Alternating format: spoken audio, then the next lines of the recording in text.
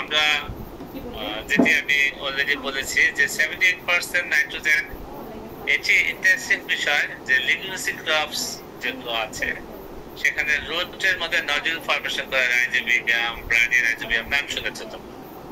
তাদের কাজ হলো কি যে এই অ্যাটমসফেরিক যে 78% নাইট্রোজেন আছে সেটাকে তারা ফিক্স করতে পারে এবং সেখান থেকে নাইট্রোজেন লিগুমিনাসি ক্রপসকে সরবরাহ করে দেয়।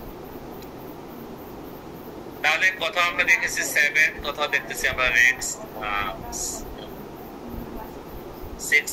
এটা আসলে ডিপেন্ড করে যে ডাটা বেসিস এর উপর আমরা দেখেছি যে কনসিস্ট 75.51% বাই ওয়েট বেসিস আর ভলিউম বেসিস হলো 78%।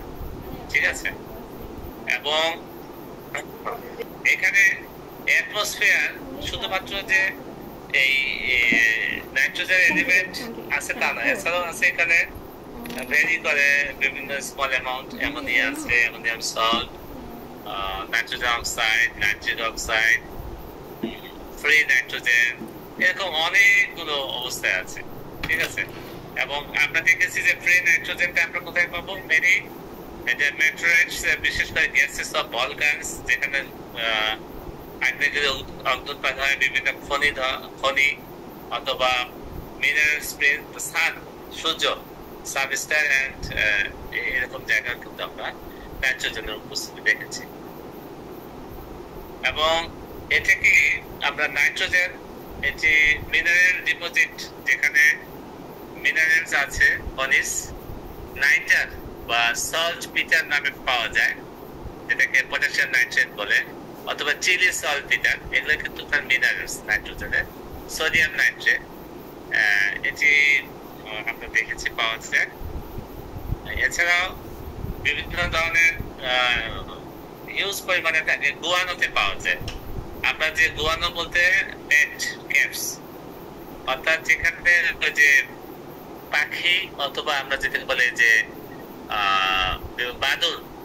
বাদুরের যে বিষটা, সেই বিষটার মধ্যে হিউজ পরিমাণে আসলে অ্যামোনিয়া, অ্যামোনিয়াম সল্ট, এগুলো বিভিন্ন ধরনের আমরা দেখে থাকি। ওকে, আর আমরা যদি আমাদের আর্থ ক্রাস্টের কথা, পৃথিবীর পৃষ্ঠের কথা চিন্তা করি, সেখানে পরিমাণটা আসলে এত নেগলিজিবল যে আমরা বলছি 0.3 পার 1000, 1000 ভাগের মাত্র 0.3, মানে একেবারে নেগলিজিবল, কত কম পরিমাণে পাওয়া যায়। ঠিক আছে, এবং আমরা দেখেছি যে specially India, Russia, United States, Trinidad Tobago, যেটা ওয়েস্ট সিরিজ, ইউক্রেন, যেখানে যুদ্ধ চলতেছে আর কি, তো এরা top 5 producers of nitrogen in form of ammonia early 21st century, তারা কিন্তু সেখান থেকে দিয়ে থাকে র ম্যাটেরিয়ালস। এখন আমরা একটু ওভারঅল আসি, তার কমার্শিয়াল প্রোডাকশন এবং ইউজটা যদি আমরা একটু জানার জন্য, এটা খুবই ইম্পর্টেন্ট একটা জিনিস। নাইট্রোজেন এলিমেন্ট সম্বন্ধে আমরা জানবো প্লান্ট সয়েল অ্যাসপেক্টে, এগ্রিকালচার পয়েন্ট অফ ভিউতে তো অবশ্যই আমাদের জানতেই হবে, বাট ওভারঅল এর কমার্শিয়াল প্রোডাকশন এবং ইউজ সম্বন্ধে যদি ধারণা না থাকে তাহলে কিন্তু আমরা অনেক পিছিয়ে থাকবো। এই বিষয়গুলোর জন্য আসলে তোমাদের এই ধারণা দেওয়া যে কমার্শিয়াল প্রোডাকশন, যেমন ফ্র্যাকশনাল ডিস্টিলিউশনের ক্ষেত্রে লিকুইফাইড এয়ার, এটি নাইট্রোজেন লার্জলি এটি ব্যবহৃত হয়। অলসো বার্নিং কার্বন, হাইড্রোকার্বন, ঠিক আছে, কার্বন ডাইঅক্সাইড, রেসিডুয়াল, এখান থেকে কিন্তু ব্যবহৃত হচ্ছে। এছাড়াও স্মল স্কেলে pure nitrogen made by heating barium azide এখানে লাগতেছে। তারপরে হলো বিভিন্ন ধরনের যে solution, oxidation ammonia by bromine water, oxidation ammonia by hot cupric oxide ইত্যাদি। শুধু তাই না, elemental nitrogen also inner atmosphere for reaction, আমাদের অক্সিডেন্ট ময়েশ্চারের সাথে বিক্রিয়া করে এটি এখান থেকে আমরা পাচ্ছি methane, carbon monoxide, chlorine, oxygen, বিভিন্ন ধরনের এখানে তার ব্যবহার আমরা দেখে থাকি। আর কেমিক্যাল ইন্ডাস্ট্রিতে এটি আসলে খুবই গুরুত্বপূর্ণ নাইট্রোজেন প্রিভেন্টিভ অক্সিডেশন। যে কোনো প্রোডাক্ট যে পচনশীলের হাত থেকে রক্ষা করার জন্য এটি নাইট্রোজেন খুবই গুরুত্বপূর্ণ একটি ইয়ে হিসেবে ব্যবহৃত হয়, প্রিভেন্টিভ অক্সিডেশন বা ডেটোনেশন অফ প্রোডাক্ট হিসেবে। এছাড়া ফুড ইন্ডাস্ট্রিতেও নাইট্রোজেন গ্যাস এটি প্রিভেন্ট ভেজিটেবল অক্সিডেশন মডিফ হতে সহায়তা করে এবং এটি খুব ব্যবহৃত হয়। এছাড়াও ইলেকট্রিক্যাল ইন্ডাস্ট্রিতে প্রিভেন্ট অক্সিডেশন এবং কেমিক্যাল রিঅ্যাকশন, কেবল, জ্যাকেট, সিল্ক মতো বিভিন্ন কাজে ব্যবহৃত হয়। এছাড়াও আমাদের আরো অনেক ধরনের কাজ, যেমন রাবার, প্লাস্টিক, মানে এমন কোন নাই যেখানে বন মেরো, ব্যাকটেরিয়া, বিভিন্ন কাজে লিকুইড নাইট্রোজেনটা খুবই বেশি ব্যবহৃত। আমরা যে রক্ত দিয়ে থাকি, সেই রক্তটা কিন্তু সংরক্ষণ করা হয় এই লিকুইড নাইট্রোজেন রেফ্রিজারেটর, আদারওয়াইজ কিন্তু আমরা রক্তটাকে সংরক্ষণ করতে পারি। এটি ছিল তার কমার্শিয়াল প্রোডাকশন এবং তার ইউজের বিষয়। আমরা নেক্সট অফ অল যেটি নিয়ে আলোচনা করবো সেটি হলো নাইট্রোজেন এগ্রিকালচার প্রোডাকশনের গুরুত্ব কি। তোমরা জেনে থাকবা যে nitrogen is a part of all living sell এবং এটা protein, enzymes, metabolic process, synthesis, transfer of energy, ক্লোরোফিলের ক্ষেত্রে তার গ্রিন পিগমেন্টের তৈরি করতে খুবই গুরুত্বপূর্ণ, ফটোসিনথেসিস খুবই গুরুত্বপূর্ণ ভূমিকা পালন করে। এছাড়াও ফুড প্রোডাকশন, গ্রোথ একটু খুবই ইম্পর্টেন্ট গাছের বৃদ্ধির জন্য। তারপর সিড ফ্রুট প্রোডাকশন, এটি খুব গুরুত্বপূর্ণ কাজ করে। এছাড়াও আমরা যে বলছি যে এয়ার থেকে যদি পাই থাকি, সেখান থেকেও আসলে নাইট্রোজেন আমাদের লিগুমিনোসিড ক্রপসের ক্ষেত্রে একটি গুরুত্বপূর্ণ ভূমিকা পালন করছে এবং তার 50% লেস হয়। আমি একটি কথা শুরুতেই বলেছিলাম যে নাইট্রোজেন থেকে আমরা একটা মোবাইলে বলছি, আলফা আলফা প্লান্টস চলে আছে, তারপরে ধৈর্যা, এরকম অনেক আছে যে already leaves tissue, younger tissue হয় এটি ডিফিসিয়েন্সিস ওকার, এবং other sign of nitrogen deficiency যদি ইয়াঙ্গার লিভস হয় ইয়েলোইং, তখন আমরা সেটিকে বলছি সালফার ডিফিসিয়েন্সি, আর ওল্ডার লিভস হলে সেটিকে আমরা বলছি নাইট্রোজেন ডিফিসিয়েন্সি। এটি গেল মোটামুটি তার নাইট্রোজেন ডিফিসিয়েন্সি, তার সিম্পটমস, কজ এবং remedy. The symptoms of monocytic is mainly yellow plants, yellow leaves, sometimes pink tips. এটি হয়ে থাকে কেন? যে এটি কজ হলো nitrogen promotes green leafy growth and deficiency result yellowing, এটি বলেছি। এবং মজার বিষয় হলো যে এটা থেকে আমরা পরিত্রাণ কিভাবে পেতে পারি। এটা খুব সিম্পল ওয়েতে লং টার্মে আমাদের মালচিং করতে হবে অর্গানিক ম্যাটার দিয়ে, যেমন গার্ডেন কম্পোস্ট হতে পারে, বিভিন্ন ধরনের যে সকল পাওয়া যায় অর্গানিক সোর্স। এছাড়াও আমরা যদি কুইক শর্ট টাইমে চাই তাহলে আমাদেরকে নাইট্রোজেন ফার্টিলাইজার, যেমন সালফেট অফ অ্যামোনিয়া, পলিট্রিমেট পিলেটস, অথবা আমরা যে ইউরিয়া অথবা বিভিন্ন যেগুলো আছে সেগুলো দিয়ে প্রবলেমটাকে আমরা সলভ করব। আমরা এখানে একটা ছবি দেখতে পাচ্ছি যে একটা নাইট্রোজেন ডিফিসিয়েন্সি হেলদি লিভস, এটি হলো শুরু হয়েছে এখানে দেখো হেলদি লিভস ইয়েলোইং হয়ে গেছে, বেসিক্যালি অল দ্য লিভস। তো এই ধরনের সিম্পটম দেখলে আমরা নিশ্চিত যে এটি হলো নাইট্রোজেনের ডিফিসিয়েন্সি কারণে। এটি কোনো ডিজিজ নয়, এটি নাইট্রোজেনের অভাবের কারণে এরকম একটি অবস্থা হয়েছে। আমরা এখানে বিভিন্ন ধরনের আছে, তার মধ্যে নাইট্রোজেন থেকে আমরা যদি ফোকাসিং করি তাহলে তুমি বুঝতেই পারছো যে কি অবস্থা, যে এখানে অর্গানিক্স হয়েছে এবং এটি নাইট্রোজেনের কারণে হয়েছে। এখন প্রশ্ন আসতে পারে যে 78% নাইট্রোজেন যদি ইনার নাইট্রোজেন বা গ্যাসিয়াস আকারে অ্যাটমসফিয়ারে থাকে, তাহলে ফার্স্ট অফ অল মাটিতে নাইট্রোজেনটা আসলো কোত্থেকে? এটি একটি খুব গুরুত্বপূর্ণ প্রশ্ন। এনিবডি কারো কোনো ধারণা আছে? তখনও ফার্টিলাইজার আবিষ্কার হয়নি ধরো, তাহলে 78% নাইট্রোজেনে হলো গ্যাসিয়াস, তাহলে মাটিতে আসলো কোত্থেকে নাইট্রোজেন?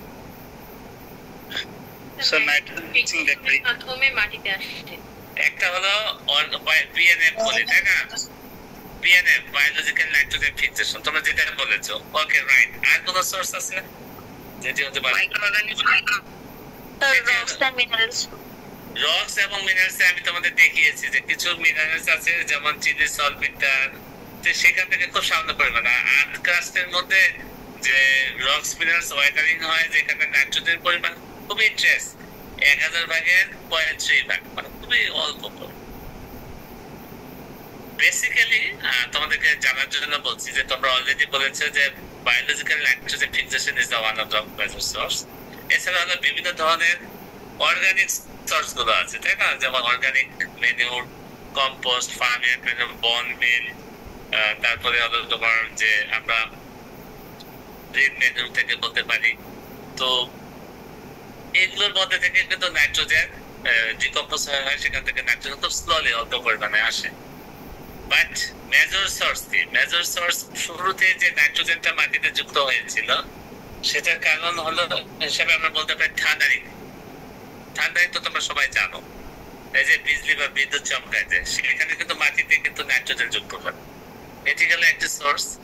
এছাড়াও আমরা বলতে পারি যে অ্যাসিড রেইন, যখন বিভিন্ন ধরনের অ্যাসিড রেইন মাটিতে পড়ে সেখানেও কিন্তু নাইট্রোজেন যুক্ত হয়।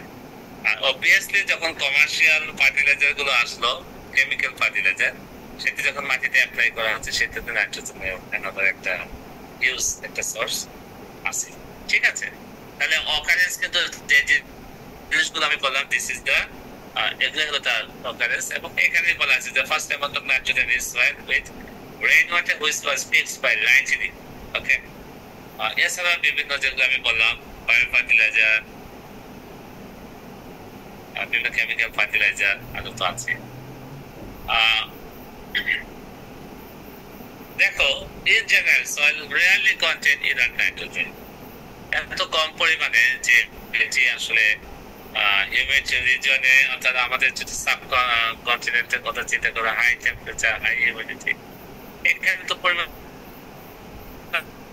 আরো কম, 0.15%, বা কথা কথা দেখা যাচ্ছে যে 0.12%, আরো কম।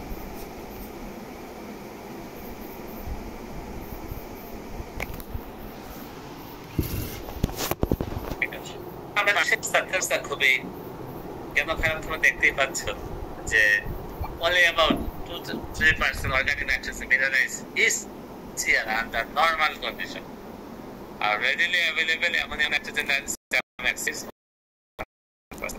So nitrogen আমাদের ইউজ পরিমাণে মাটিতে অ্যাপ্লাই করতে হবে।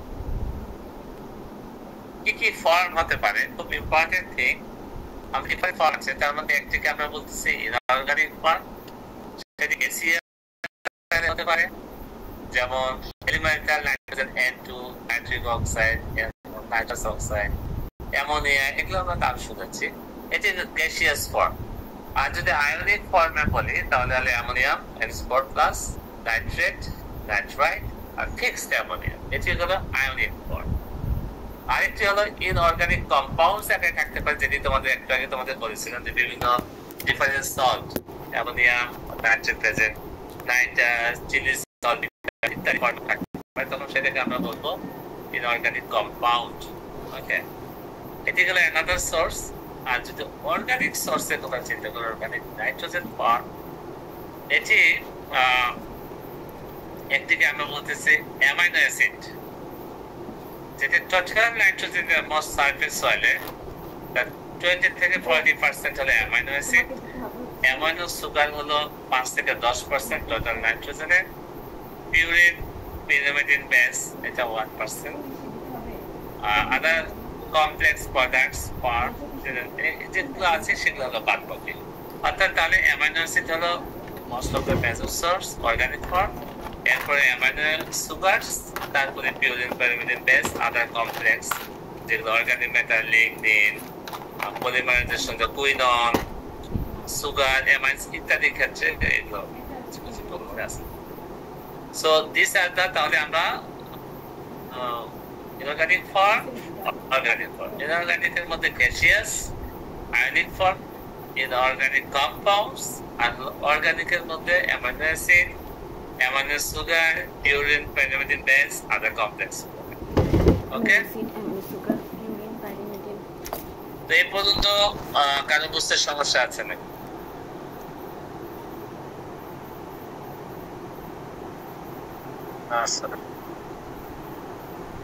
ওকে, জিনিসগুলো কি খুব কঠিন মনে হচ্ছে নাকি? তোমরা কিন্তু ফাইনাল ইয়ারে যেহেতু একদম শেষ পর্যায়ে, কঠিন হওয়ার কথা নয়, কারণ এগুলো বিভিন্ন কম্বিনেশন আছে, কেমিস্ট্রি, বায়োকেমিস্ট্রি, তাই না?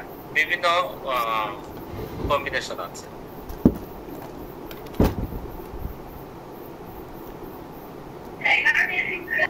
ওকে, তাহলে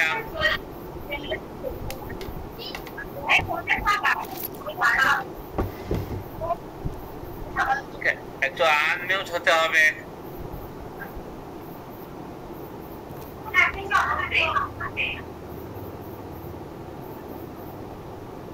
আমরা এখন যেটি আলোচনা করব, নাইট্রোজেনের অ্যাভেলেবিলিটি, এটি ডিপেন্ড করে হলো অনেকগুলো কারণ। তার মধ্যে একটা গুরুত্বপূর্ণ হলো নাইট্রোজেন মিনারেলাইজেশন বলি আমরা, অথবা আমরা বলি ফরমেশন অফ অ্যামোনিয়াম এবং নাইট্রোজেন। এটি গেল নাইট্রোজেন মিনারেলাইজেশন অথবা ফরমেশন অ্যামোনিয়াম এবং নাইট্রোজেনের এই অবস্থা। মিনারেলাইজেশনের ফলে কিন্তু নাইট্রোজেনের অ্যাভেলেবিলিটি ডিপেন্ড করে যে সেটি কি পরিমাণে অ্যাভেলেবেল হবে। ঠিক আছে, তার মধ্যে যদি আমরা এই চিন্তা করি নাইট্রোজেন মিনারেলাইজেশন, তাহলে formation from applied inherent organic matter, একটা হলো ফার্টিলাইজার, একটা অর্গানিক সোর্স, একটা ইনঅর্গানিক সোর্স থেকে আসলে অ্যামোনিয়াম এবং নাইট্রেট দুটি আসতে পারে। So this are the availability নির্ভর করে নাইট্রোজেন মিনারেলাইজেশন, এটা কিন্তু একটা হলো অ্যাভেলেবিলিটির মধ্যে। আর নেক্সট হলো mechanisms of nitrogen losses from soil. বিভিন্ন মেকানিজম, নাইট্রোজেন লসেসের বিভিন্ন মেকানিজম আছে, তার উপরে নির্ভর করে যে নাইট্রোজেন কতটুকু মাটিতে থাকবে কি থাকবে না, গাছ কি পরিমাণ দিবে কি দিবে না। ঠিক আছে, সেগুলোর মধ্যে একটিকে আমরা বলছি টেম্পোরারি লস। এটা আমরা বুঝতে পারছি, টেম্পোরারি মানে যেটি আমার রিকভারি হতে পারে, আমার মানে সাময়িক। আরেকটাকে আমরা বলছি একদম পার্মানেন্ট লস। সেই পার্মানেন্ট লস গুলো মানে সেটা কখনো কিন্তু রিকভারি, একবার লস হয়ে গেলে সেটা চলেই গেল আর আসলো না। আর টেম্পোরারি লস মানে যেটা আবার ফিরে আসার চান্স থাকে বা এসে থাকে, সেটা একটাকে আমরা বলছি ইমোবিলাইজেশন। এখন আমি সংক্ষেপে বলি একটু যে ইমোবিলাইজেশনটা কি। ইমোবিলাইজেশনটা হলো যে আমরা তার আগে বলি যে মিনারেলাইজেশনটা কি। এখানে একটি মিনারেলাইজেশন একটা টার্ম ব্যবহার করেছে, মিনারেলাইজেশনটা হলো যে অর্গানিক ফর্ম অফ নাইট্রোজেন বিভিন্ন প্রক্রিয়া ধাপে ধাপে সম্পন্ন হয়, বিভিন্ন মাইক্রো অর্গানিজম এই কাজগুলো করে থাকে। ফাইনালি যে এন্ড প্রোডাক্টটা ইনঅর্গানিক সোর্সে রূপান্তর করে, অর্থাৎ একটা কমপ্লেক্স, একটা প্রোটিন অবস্থায় ছিল, অ্যামাইনো অ্যাসিড, সুগার, প্রোটিন, এরকম ভেঙে যখন সেটিকে অ্যামোনিয়াম বা নাইট্রেট অর্থাৎ ইনঅর্গানিক ফর্মে রূপান্তর করে, এই প্রক্রিয়াটাকে আমরা বলছি মিনারেলাইজেশন। আর ইমোবিলাইজেশন হলো ঠিক রিভার্স, অপোজিট, অর্থাৎ ইনঅর্গানিক সোর্স অফ অ্যামোনিয়াম এবং নাইট্রোজেন সেটি আবার উল্টা দিকে একটা পর্যায়ে অ্যাভেলেবল ফর্ম থেকে আনঅ্যাভেলেবল ফর্মে চলে যায় অর্গানিক সোর্স অফ নাইট্রোজেন। এই প্রক্রিয়াটাকে আমরা বলছি ইমোবিলাইজেশন। ওকে, তোমরা এই দুটো টার্ম মনে রাখবা, একটি হচ্ছে মিনারেলাইজেশন আর একটি হলো ইমোবিলাইজেশন।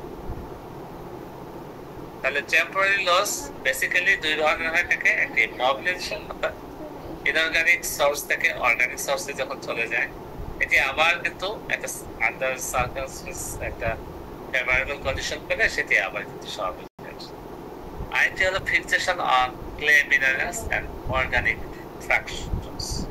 এটার উপরে একটা যে সকল বিশেষ করে অ্যামোনিয়াম মাটিতে যদি সয়েল কলয়েডের সাথে শক্তভাবে লেগে থাকে বিভিন্ন ভাবে, এটি কখনো আবার কি রিকভারি করে, এই জন্য এটাকে ফিক্সেশন বলা। আর কিছু লস আছে একদম পার্মানেন্ট বা complete removal from the soil. সেগুলো কি কি? যেমন denitrification, chemonitrification, reactions of nitrous and humic substances. এই কেমোনাইট্রিফিকেশনে আবার তিনটা ধাপ আছে। এরপরে হলো ammonia volatilisation, leaching, erosion, run off, loss of nitrogen from plant. This are the complete removal. এগুলো একবার চলে গেলে আর রিকভারি করে না, সেগুলো ফেরত আসতে পারে না। ঠিক আছে, এই হলো অবস্থা। তো আমার মনে হয় যে তোমরা এই পর্যন্ত বুঝতে গেলে সমস্যা নাই তো? না স্যার। এখন নেক্সট আমরা যেটি আলোচনা করবো যে নাইট্রোজেন মিনারেলাইজেশন সম্পর্কে। ঠিক আছে, তো নাইট্রোজেন মিনারেলাইজেশন আসলে তিনটি ধাপে সম্পন্ন হয়। একটা হলো অ্যামিনাইজেশন, একটা হলো অ্যামোনিফিকেশন, আর একটা হলো নাইট্রিফিকেশন। ঠিক আছে, তিনটি ধাপ তোমরা মনে রাখবা যে মিনারেলাইজেশন তিনটি ধাপে সম্পন্ন হয়। একটি ধাপের নাম অ্যামিনাইজেশন, নেক্সট ধাপের নাম হলো অ্যামোনিফিকেশন, এবং সর্বশেষ ধাপের নাম হলো নাইট্রিফিকেশন। ঠিক আছে,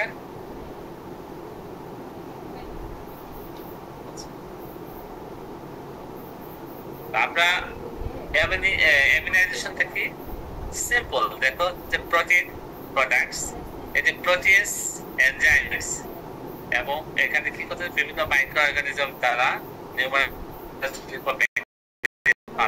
এই প্রোটিন প্রোডাক্ট থেকে প্রোটিয়েস এনজাইম এতে ব্রেক ডাউন করে অ্যামাইনো অ্যাসিডে রূপান্তর করছে, তার সাথে এনার্জি এবং আদার্স।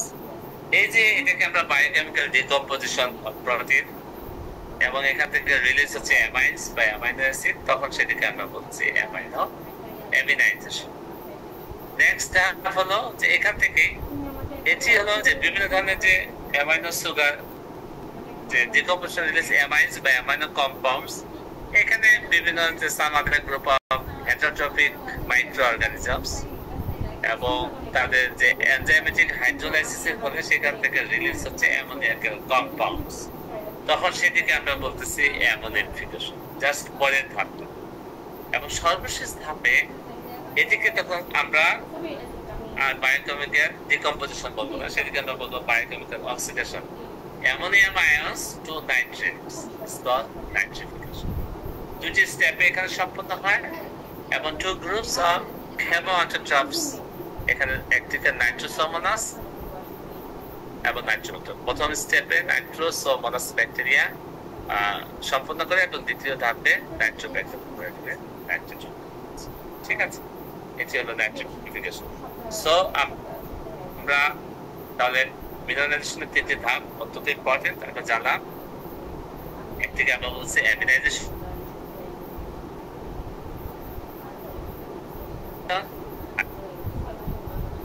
ওকে, এবং এই যে অ্যামিনাইজেশন এটি আমি আবার বলছি যে প্রোটিন প্রোডাক্ট সেটি ডিকম্পোজ হচ্ছে বায়োকেমিক্যাল, সেটি রিলিজ অ্যামাইন অথবা অ্যামাইনো অ্যাসিড বা সুগার উৎপন্ন হচ্ছে, তখন সেটিকে আমরা বলছি যে অ্যামিনাইজেশন। পরবর্তী ধাপে এই অ্যামাইনো অ্যাসিড বা অ্যামাইনস গুলো বিভিন্ন হেটারোট্রপিক মাইক্রো অর্গানিজম দ্বারা এনজাইমেটিক হাইড্রোলাইসিস সম্পন্ন করে এটি উৎপন্ন করতেছে হলো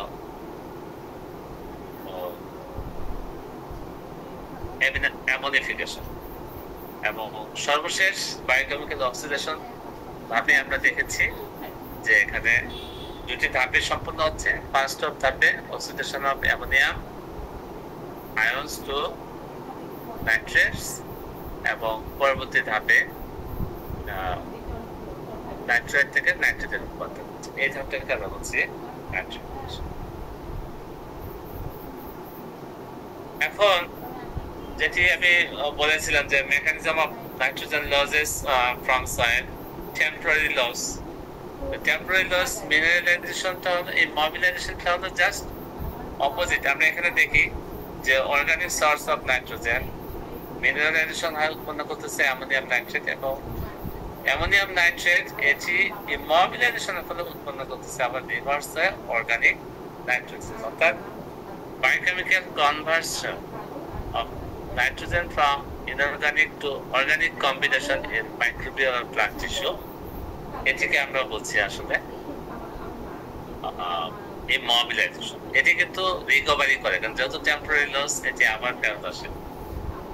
similarly fixation ammonium slide tightly যখন মিনারেলস ল্যাটিস বা সয়েল কলোয়েডে লেগে থাকে, এটি ওয়াটার সলিউবল হয়ে গেলে তখন রেডিলি এক্সচেঞ্জেবল হয় এবং আবার সেটি ফিরে আসে। বেসিক্যালি এটি কখনো 2:1 টাইপ স্ট্রাকচারের ক্ষেত্রে এটি বেশি হয়ে থাকে ভার্মিকুলাইট ইত্যাদি ক্ষেত্রে। আমরা নেক্সট যেটি আলোচনা করব সেটি হলো কমপ্লিট রিমুভাল ফ্রম সয়েল। আচ্ছা, তো এই যে এই পর্যন্ত যা পড়ালাম যে টেম্পোরারি লস, এই পর্যন্ত কারো কোনো বুঝতে সমস্যা আছে?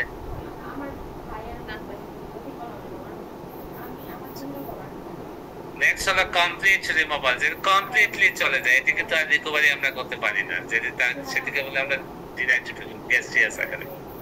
যে নাইট্রেট নাইট্রোজেনটা যখন গ্যাসিয়াস আকারে N2 আকারে চলে যাবে তখন সেটিকে আমরা বলতেছি ডিনাইট্রিফিকেশন, যা এর মধ্যে কিছু ব্যাকটেরিয়া জড়িত বিধায় তখন সেটিকে আমরা বলছি ব্যাকটেরিয়াল ডিনাইট্রিফিকেশন। ওকে, এবং এখানে two types of denitrification basically হয় থাকে। একটিকে আমরা বলি অ্যাসিমিলেটরি, আরেকটিকে বলি আমরা ডিসিমিলেটরি। অ্যাসিমিলেটরি রিডাকশন কাকে বলি আমরা? যখন অ্যামোনিয়া সেল সিনথেসিসের ক্ষেত্রে ব্যবহৃত হয়। আর ডিসিমিলেটরি হলো reduce to the nitrogen gas আকারে যখন চলে যায়। অর্থাৎ অ্যাসিমিলেটরিটা এটি লস হচ্ছে সেল সিনথেসিসের ক্ষেত্রে ব্যবহৃত হচ্ছে, আর ডিসিমিলেটরি হলো যখন গ্যাসিয়াস আকারে অ্যাটমসফিয়ারে আবার রিটার্ন হচ্ছে তখন সেটিকে আমরা বলি ব্যাকটেরিয়াল ডিনাইট্রিফিকেশন। ওকে, তাহলে দুই ধরনের, একটিকে অ্যাসিমিলেটরি, একটিকে আমরা বলছি ডিসিমিলেটরি। এখন এই ডিসিমিলেটরি যেটির কারণে যে গ্যাসিয়াস আকারে চলে যাচ্ছে এবং এটি আমাদের agriculture land severe losses of nitrogen যে কারণে হচ্ছে, সেটার মূল কারণ হলো যে ডিনাইট্রেশনটা তখনই সংঘটিত হবে যখন আমাদের চারটি নিম্নোক্ত যে চারটি পয়েন্ট এখানে দেওয়া আছে, তোমরা দেখতে পাচ্ছ স্লাইডে। এই 4 points must coincide at a time for denitrification to occur, such as presence of nitrate or nitrite and terminal electron acceptor যদি হয় থাকে, presence of denitrifying bacteria, presence of suitable electron donors such as organic carbon compounds, reduced sulfur compounds ইত্যাদি, অথবা restricted oxygen availability, অর্থাৎ that means anaerobic conditions। এইরকম যদি অবস্থা বিদ্যমান থাকে তবেই কিন্তু আমাদের এগ্রিকালচার ডিসিমিলেটরি নাইট্রেট রিডাকশন বা ডিনাইট্রিফিকেশন সম্পন্ন হয়ে থাকে। ঠিক আছে, কন্ডিশনগুলো কিন্তু তোমাদের মনে রাখতে হবে। আচ্ছা, নেক্সট আমরা তার রিঅ্যাকশনের ধাপটা দেখি। কমন রিঅ্যাকশন যেটি ডিনাইট্রিফিকেশন, যে নাইট্রেট রিডাকটেস, পরবর্তীতে nitrite reductase, nitric oxide, nitrous oxide, এবং সেখান থেকে গ্যাসিয়াস আকারে N2 আকারে আবার অ্যাটমসফিয়ারে চলে যায়। এটি হলো ডিনাইট্রিফিকেশনের কমন রিঅ্যাকশন। ঠিক আছে, এবং এটি সম্পন্ন করতে গেলে আমাদের কিছু ডিনাইট্রিফাইং মাইক্রো অর্গানিজমস আছে যারা প্রত্যক্ষ এবং পরোক্ষভাবে এখানে ডিনাইট্রিফিকেশনে সহায়তা করে থাকে। তার মধ্যে একটা গ্রুপকে আমরা বলছি হেটারোট্রপস, আরেকটিকে বলছি আমরা কেমোঅটোট্রপস। তোমরা জানো যে হেটারোট্রপস গ্রুপ কাদেরকে আমরা বলছি? যেখানে কার্বন এবং energy both from organic decomposition থেকে পেয়ে থাকে। এরা কারা? এরা হতে পারে agrobacterium, bacillus, bacterium, paracoccus, pseudomonas etcetera. আর chemoautotrophs group of bacteria basically carbon from and energy from inorganic substance. এরা কারা? এরা হলো থায়োব্যাসিলাস ডিনাইট্রিফিকাস, থায়োব্যাসিলাস থায়োপ্যারাস। এইরকম যে গ্রুপটা আছে তারা বেসিক্যালি ডিনাইট্রিফাইং মাইক্রো অর্গানিজমের প্রত্যক্ষ পরোক্ষভাবে সহায়ক। ডিনাইট্রিফিকেশন সম্পন্ন করতে গেলে আমি শুরুতেই বলেছিলাম যে চারটি পয়েন্ট খুব গুরুত্বপূর্ণ। এখানে 8টি পয়েন্ট দেওয়া থাকলে মেজর কিন্তু এর মধ্যে 4টি পয়েন্ট আছে। যেমন অক্সিজেন কনসেন্ট্রেশন, এটি যত পরিমাণ কমতে থাকবে তার মানে সেখানে ডিনাইট্রিফিকেশন তত বেশি হবে। প্রেজেন্স অফ নাইট্রেট বা নাইট্রাইট, নাইট্রেট, নাইট্রোজেন, ডিনাইট্রিফাইং ব্যাকটেরিয়ার উপস্থিতি যত বেশি হবে তত ডিনাইট্রিফিকেশন বেশি হবে। Organic matter amount, nature organic matter পরিমাণের উপর নির্ভর করতেছে, ময়েশ্চার কন্টেন্ট তার উপরে নির্ভর করবে, সয়েল পিএইচ এর উপর, টেম্পারেচারের উপর, অল্টারনেট ওয়াইচিং ড্রাইং ইত্যাদির উপরে আসলে জেনারেট্রিফিকেশন কম্পিটিশন হয়ে থাকে। মেইন চারটা বলেন স্যার, ওই চারটা কোনটা মেইন চারটা? মেইন চারটাতে যে তোমাদের শুরুতে তো বলছে presence of nitrate nitrogen, presence of denitrified bacteria, presence of suitable electron donors, organic carbon compounds, আর হলো অক্সিজেন রেস্ট্রিক্টেড, যেটা হলো অক্সিজেন অ্যাভেইলেবিলিটি কম। ঠিক আছে,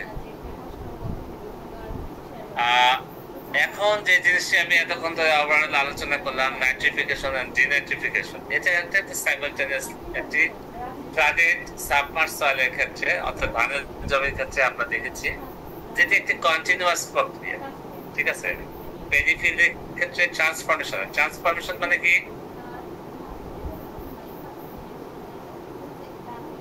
ট্রান্সফরমেশন মানে কি?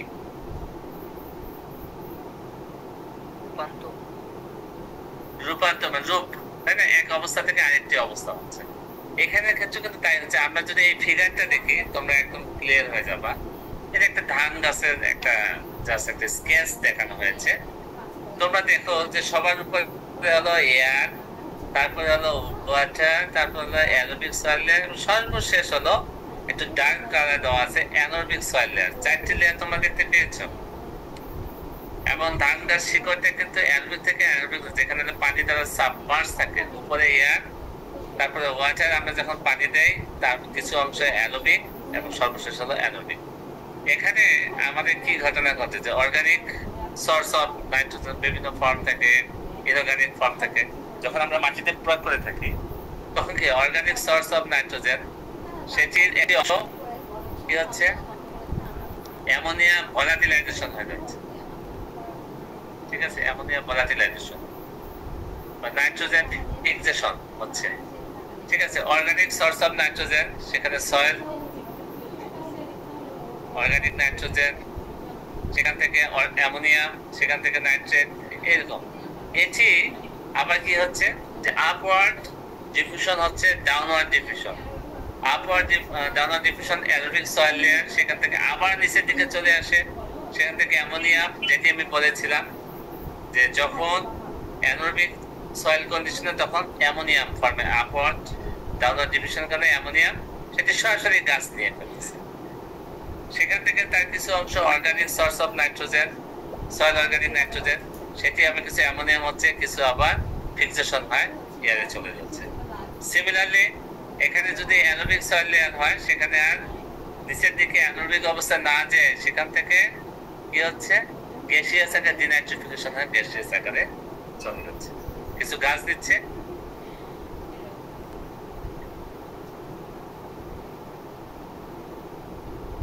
সেটি ফার্দার কন্টিনিউয়াস হলে সেখানে ডিনাইট্রিফিকেশন সম্পন্ন করে যে চিত্রটা রূপান্তরটা দেখতে পেলাম যে নাইট্রোজেনের অর্গানিক সোর্স ইনঅর্গানিক সোর্স বিভিন্ন ভাবে ব্রেকডাউন হয়, যে অবস্থাটা তৈরি হচ্ছে সেটিকে আমরা নাইট্রোজেন ট্রান্সফরমেশন দিয়ে সন মানে এখানে sir source of nitrogen, Son SON source of nitrogen. না, এটা soil organic nitrogen. Soil organic nitrogen, হ্যাঁ, অথবা আমরা বলতে পারি সলিউবল, যেটাই বলো না কেন এটা সলিউবল অর্গানিক নাইট্রোজেন। ঠিক আছে, আমরা সলিউবল থেকে বেশি বলবো, সয়েল থেকে এসেছে সলিউবল। অর্থাৎ এই যে উপরে লেখা আছে, তুমি দেখতে পেয়েছো nitrogen transportation wetland soil, SON indicates soluble organic nitrogen। বুঝছো? এটি আমার কোনো ভাষা নাই। 1993 সালে মিটস এন্ড গসলিং তারা এটি, এবং স্টিল নাও এটি খুবই একটা জনপ্রিয় একটা, এটি কিন্তু পরীক্ষায় স্কেচ আসে বিভিন্ন ভাবে তোমাদেরকে দেখা, এবং তোমরা এখান থেকে নিশ্চিত হলো যে নাইট্রোজেনের যে ফর্ম গুলো কখন কি ফর্মে হচ্ছে, কখন সেটি অ্যামোনিয়া ভলাটিলাইজেশন হচ্ছে, কখন সেটি ফিক্সেশন হচ্ছে, কখন নাইট্রিফিকেশন হচ্ছে, কখন সেটি ডিনাইট্রিফিকেশন হচ্ছে, কখন গাছ অ্যামোনিয়াম ফর্মে নিচ্ছে, কখন নাইট্রিক ফর্মে নিচ্ছে। ইটস এ সাইমালটেনিয়াস একটা কন্টিনিউয়াস প্রক্রিয়া, এটি না যে one way, it's a two way system, continuous. আবার এদিকে রান অফ লিচিং হচ্ছে, ফিক্সেশন হচ্ছে। ওকে, আমার মনে হয় যে তোমার বিষয়টা সুন্দরভাবে বুঝতে পেরেছো তো? জি স্যার। Fine, thank you. এখন অ্যামোনিয়া ভলাটিলাইজেশনটা কি? এটা হলো non biochemical process, loss nitrogen from soil as ammonia. যখন এটি গ্যাসিয়াস আকারে আমরা অ্যাপ্লাই করলাম নাইট্রোজেন ইউরিয়া, সেখান থেকে অ্যামোনিয়া গ্যাস আকারে যখন বাতাসে মিশে যায় তখন সেটিকে আমরা বলতেছি অ্যামোনিয়া ভলাটিলাইজেশন। ঠিক আছে, বেসিক্যালি এটি কিন্তু নর্মাল আমাদের বাংলাদেশের যে মাটির অবস্থা, যে কিছু দক্ষিণাঞ্চল বাদে যেখানে হলো অ্যালকালাইন বা যেখানে লবণ যুক্ত মাটি বাদে সাধারণত পিএইচ আমাদের এত উঠে না। এটা পিএইচ এর সাথে সম্পর্কিত। পিএইচ যখন 9-10 উঠে যায় তখনই অ্যামোনিয়া ভলাটিলাইজেশন হয়। কিন্তু আমরা জানি যে সাবমার্স কন্ডিশনে পিএইচ বাড়লেও সেটিকে সাথে নিয়ে আসে, কম থাকলেও সাথে একটা নিউট্রাল অবস্থায় নিয়ে আসে। বেসিক্যালি অ্যামোনিয়া ভলাটিলাইজেশনটা আমাদের পেডি ফিল্ডের ক্ষেত্রে খুব বেশি পরিলক্ষিত হয় না ইন কেস অফ আমাদের সাবকন্টিনেন্টে বা আদার্স জায়গায় যেখানে বেসিক কন্ডিশন বা অ্যালকালাইন কন্ডিশন, সেখানে কিন্তু একটা ব্যাপক আকারে আমাদের ভলাটিলাইজেশনটা হয়ে থাকে, গ্যাস আকারে চলে যায়। আমি তোমাদের এই ফিগারে দেখেছিলাম যে অ্যামোনিয়া গ্যাস আকারে চলে যাচ্ছে, ঠিক আছে, ভলাটিলাইজেশন। তো এটির কিছু কন্ডিশন আমি অলরেডি বলেছি যে when water pH raise above 7.4 ammonia ভলাটিলাইজেশন শুধুমাত্র স্টার্ট হওয়ার মতো অবস্থা। পিএইচ যখন এই বাড়া শুরু করলো 9.5, 10 বা তারও বেশি, মিড ডে ডিক্রিজ এবং ডিউরিং নাইট টাইম আবার ডিক্রিজ, দিনের বেলা বাড়তেছে, পিএইচ যখন 9 ইনক্রিজ করে ফেলবে তখন আসলে এটি অ্যামোনিয়া ভলাটিলাইজেশনটা সম্পন্ন হয়। ঠিক আছে, সাধারণ কন্ডিশনে এটি হয় না। এটি নর্মাল যদি মেকানিজম, আমরা ভলাটিলাইজেশন মেকানিজমের কথা চিন্তা করে থাকি যে অ্যামোনিয়া ফর্মিং নাইট্রোজেন ফার্টিলাইজার আমরা যে মাটিতে অ্যাপ্লাই করি, স্পেশালি কোথায়, অ্যালকালাইন বা ক্যালকেরিয়াস সয়েলের ক্ষেত্রে, তাহলে ক্যালকেরিয়াস সয়েলে ক্যালসিয়াম কার্বন থেকে ইউরিয়া যখন আমরা প্রয়োগ করবো তখন সেটি ইউরিয়া হাইড্রোলাইসিসে অ্যামোনিয়াম কার্বনেট। ঠিক আছে, যে urea enzyme causes hydrolysis to form ammonium carbonate. এই অ্যামোনিয়াম কার্বন আনস্টেবল এবং কুইকলি ডিকম্পোজ, সেটি আবার পরবর্তীতে ব্রেকডাউন হয় বেসিক সয়েলের ক্ষেত্রে, react with to form ammonium hydroxide. Ammonium hydroxide lastly decompose to form ammonia. ঠিক এইভাবে আসলে গ্যাসিয়াস আকারে হয়। রিঅ্যাকশনের ধাপগুলো পরীক্ষায় অনেক সময় আসে, খুব ইম্পর্টেন্ট। যেটা রিঅ্যাকশন এখানে দেখানো আছে কিভাবে হয় আর কি। যা আমি আসলে এখানে স্টেপ বাই স্টেপ দেখানো হচ্ছে। এখন এটার জন্য অ্যামোনিয়া ভলাটিলাইজেশন লসের জন্য অনেকগুলো ফ্যাক্টরস। তার মধ্যে সর্বপ্রথম হলো পিএইচ, অবশ্যই calcium carbonate content, cation capacity, exchangeable cation, texture, temperature, moisture content, types of fertiliser, methods of fertiliser application, microbial activities, wind speed, presence or absence of, this are the factors ammonia volatilisation. একটি factor দ্বারা সংগঠিত হয় না, but major আমি বলেছি pH, calcium carbonate, ঠিক আছে, exchangeable cation, CAC, moisture content, types of fertiliser, কি ধরনের fertiliser, methods of fertiliser application, this are the very important thing. তার উপরে কিন্তু নির্ভর করবে আসলে অ্যামোনিয়া ভলাটিলাইজেশন লস কতটুকু হবে কি হবে না। ঠিক আছে, তো আমরা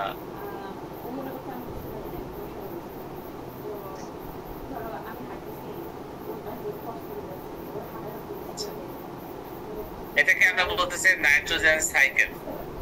খুব ইম্পর্টেন্ট একটা বিষয় নাইট্রোজেন সাইকেল। এখানে দেখো যে দুটি পার্ট দেখানো হয়েছে, এটি মনে রাখা খুব সহজ, তোমাদের শিখিয়ে দিই আমি। তোমরা কি সবাই দেখতে পাচ্ছ নাকি বুঝতে সব দেখতে পাচ্ছ? ওকে, এখানে তিনটে জিনিস তোমরা একটু মনে রাখার চেষ্টা করো।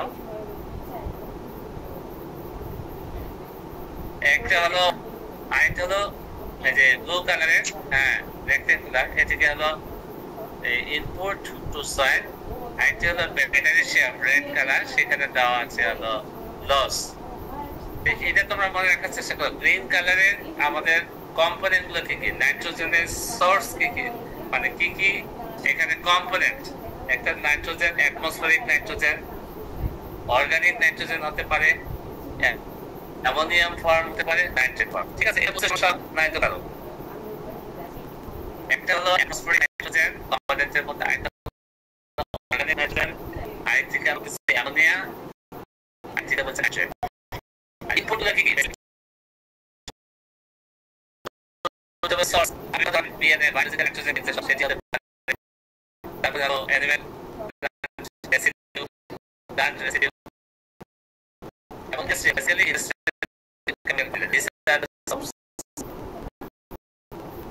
এবং এখান থেকে লস হচ্ছে কি কি?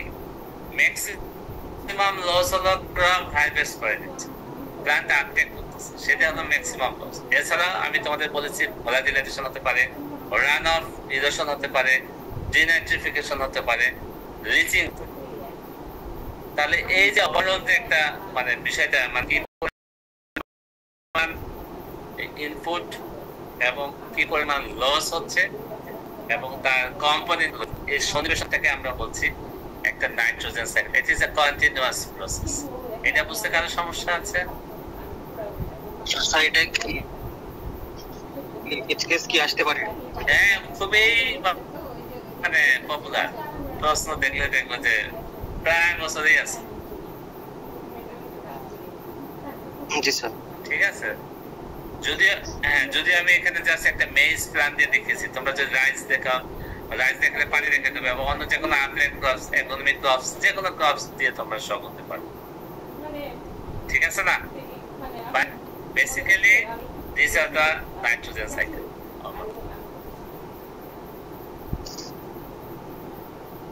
ঠিক আছে, নাইট্রোজেন ফার্টিলাইজার সম্বন্ধে একটু কথা বলি। তোমাদের অনেক ধারণা আছে, ফার্স্ট ইয়ার থেকে পড়ে আসছো।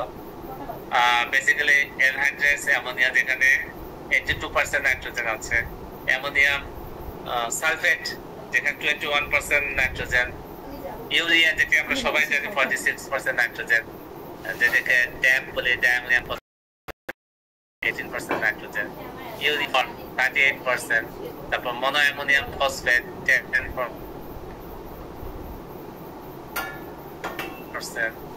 Ammonium nitrates 90 to 49%, calcium nitrate 15%, potassium nitrate 13%, 16%। এরকম নাইট্রোজেন ফার্টিলাইজার কিন্তু অ্যাভেলেবেল। এবং রিসেন্টলি আমরা যেটি নিয়ে সবচেয়ে বেশি আলোচিত সেটিকে আমরা বলছি ন্যানো ইউরিয়া। নাম শুনেছ? Nano fertiliser. এই ন্যানো ফার্টিলাইজার ন্যানো পার্টিকেলস আকারে আমরা জাস্ট কি বলে লিকুইড আকারে স্প্রে করি, ঠিক আছে? এটি হলো একদম latest technology, nano fertiliser. This are the overall nitrogen fertiliser. এখন এগুলোকে আমাদের কি বলে অ্যাপ্লাই করতে হবে। বেসিক্যালি অ্যাপ্লাই নিয়মটা কি নাইট্রোজেনের ক্ষেত্রে, যে আমরা অলমোস্ট আমরা কি করি, এটি বেজাল এবং ব্রডকাস্ট দুটাই কম্বিনেশন করে থাকি। বেজাল হলো 50% আমরা যখন জমি চাষের সময়, ফাইনাল জমি চাষের সময় আমরা দিয়ে থাকি, আর বাদ বাকিটা আমরা যে বললাম যে গ্রোথ স্টেজে, অর্থাৎ চিলারিং স্টেজ, বিএ স্টেজ, তারপর আর্লি ম্যাচুরিটি স্টেজ, ওই সময় আমাদেরকে স্প্লিট আকারে 2-3 স্প্লিট আকারে বাদ বাকি ডোজটা আমাদেরকে সেভাবে ক্যালকুলেশন করে দিতে হয়। তো এটি হলো নর্মালি আমরা ব্যান্ড আকারে খুব কম দিয়ে থাকি। বেসিক্যালি আমরা দিয়ে থাকি হলো বেজাল এবং আরেকটি কম্বিনেশন হলো ব্রডকাস্ট, ছিটিয়ে দিই। আর এটার সাথে ব্যান্ড আকারে খুব অল্প পরিসরে দেওয়া হয়। আর রিসেন্টলি যেটাকে আমরা ন্যানো ফার্টিলাইজার্স বলছি, সেটাকে আমরা জাস্ট স্প্রে করে দিই পাতার মধ্যে। ঠিক আছে, ওকে। তো এই হলো নাইট্রোজেনের যে পার্টটা ছিল, মাইক্রোবায়োলজি বাদের যে অংশটুকু, সেটা আমি আলোচনা করলাম। এই অংশটুকু সম্বন্ধে কারো কোনো প্রশ্ন আছে কিনা? আমি তার আগে বলে নেই যে আমি আরো প্রসিড করবো কিনা, কারণ তোমাদের মাথায় ধরতেছে কিনা তার উপরে তো নির্ভর করে। Mineralisation of nitrogen in soil, sir ওখানে ওই টিক চিহ্ন দেওয়া ছিল, মানে ফার্টিলাইজার ওখানে একটা টিক দেওয়া ছিল না। হ্যাঁ, ওটা কি? আচ্ছা আচ্ছা, সেটা আমি বলছি, সেটা বলতেছি। আর কার কোনো প্রশ্ন আছে?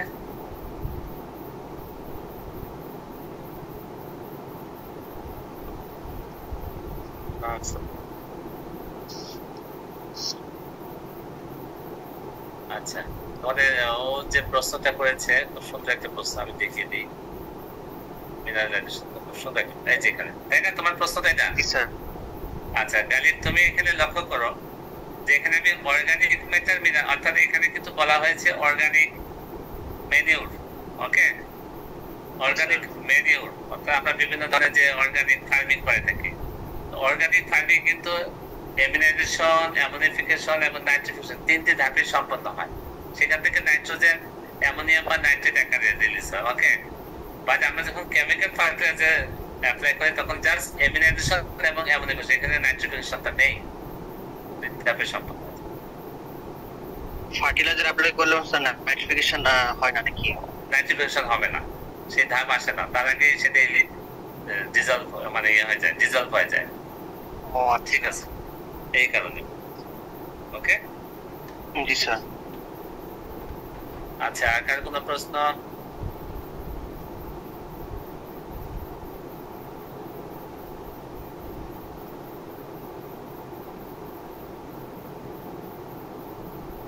আচ্ছা, আমি কি প্রসিড করব নাকি নেক্সট ক্লাস?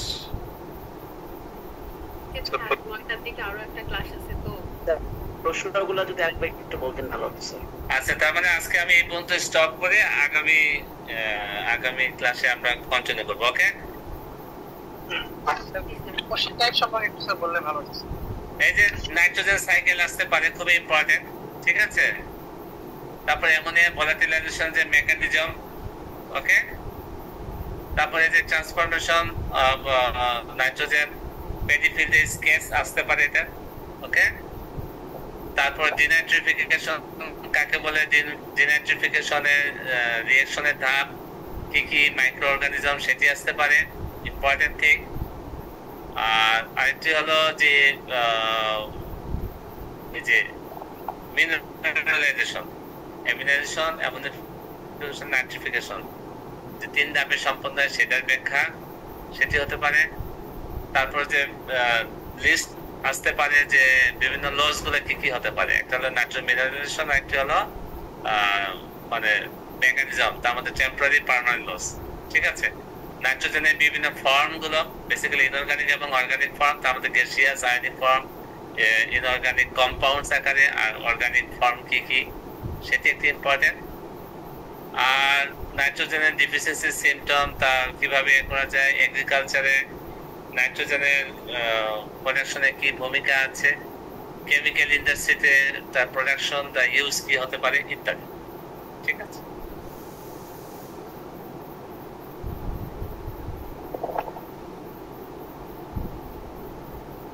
বুঝতে পেরেছো নাকি?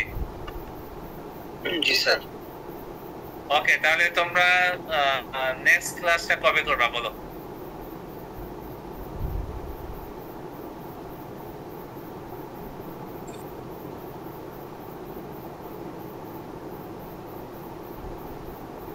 তোমাদের যদি কোনো চয়েস থাকে বলতে পারো, আদারওয়াইজ আমি আমার মতো করে এরকম সময় আমি হয়তো আবার লিংক পাঠিয়ে দেবো।